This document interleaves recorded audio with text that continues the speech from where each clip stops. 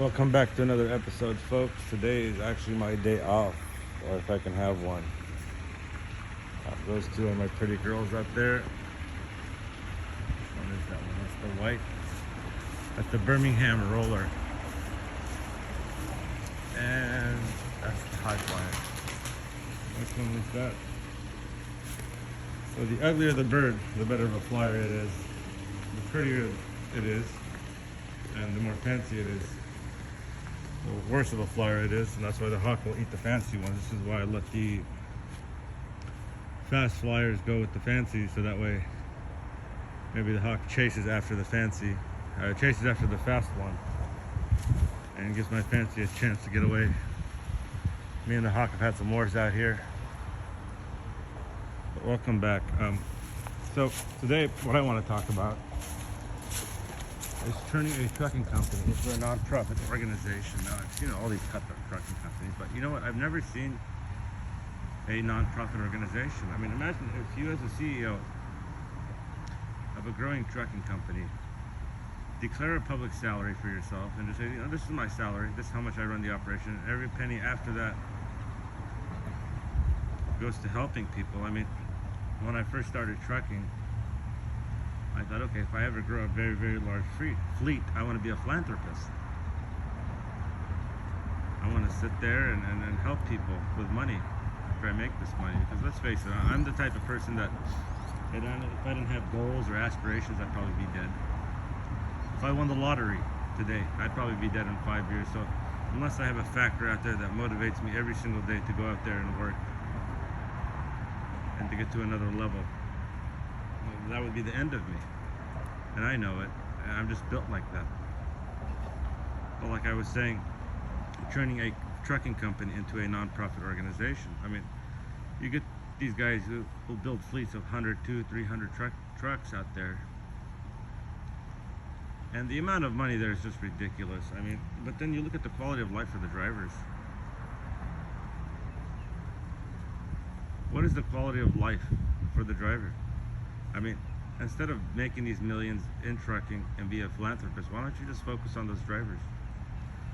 That's hundreds of human beings, hundreds of lives you can touch without ever having to start anything. I mean, this is just food for thought. I was sitting there seriously thinking about getting to my trucking company to a point where it becomes a non-profit organization. And no, I wouldn't need institutional investors. As a matter of fact, so much capital is going to be coming and going. It's like, I can easily do that. I mean, if I tell myself, okay, I could take $1 million a year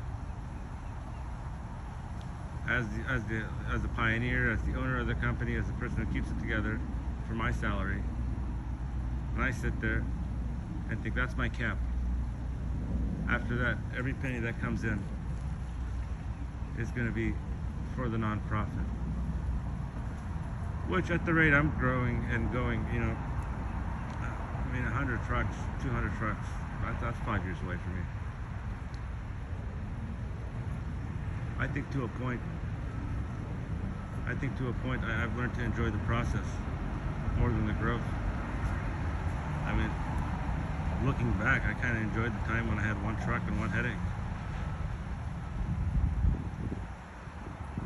But then I also enjoy the logistics aspect of multiple units.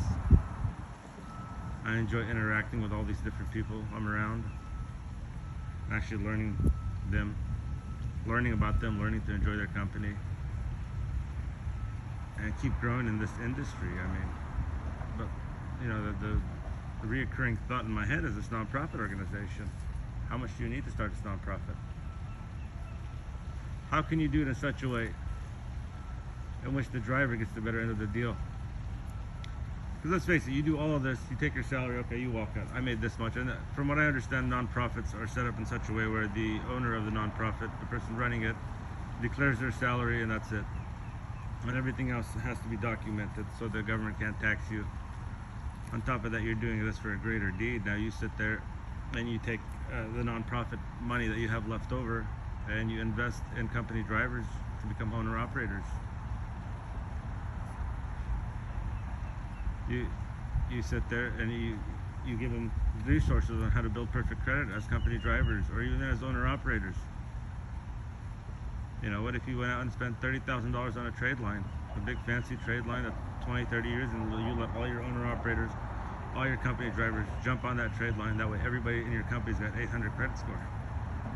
Why does trucking have to be such a dog-eat-dog world? Now I understand, I mean, everybody in this industry tries to take advantage of the guy next to him, below him, or above him. But why does it have to be like that?